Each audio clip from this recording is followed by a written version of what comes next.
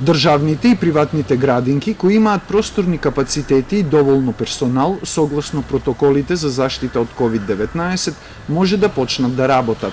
Вака гласи постигнатиот договор од денешниот состанок на Комисијата за заштита од заразни болести со представници од Министерството за труд и социјална политика и од Министерството за образование.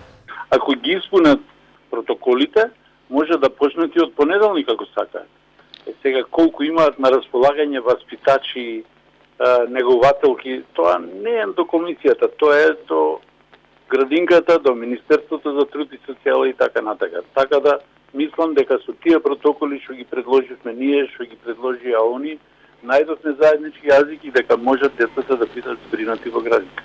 Децата треба да одат во градинка без разлика дали живееме во услови на COVID-19 или не, е ставот на Комисијата за заштита од заразни болести.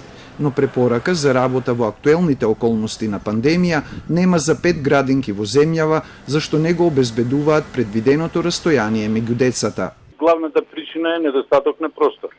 Ако успеат да направат зголемена површина на градинки да ги растеретат деца, например, ако двајцата родители работат, тие деца имаат предност да бидат збринати во градинка.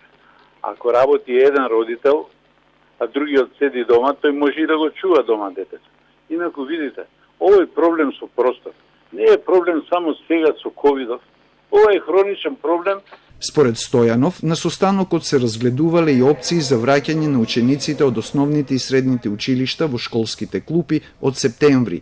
Учење со физичко присуство и со скратени часови и одење во смени на училиште или посета на наставата со ротации на 1 или 2 седмици, па учење од дома на далечина, се варијантите кои ќе се применуваат согласно просторните капацитети на училиштата.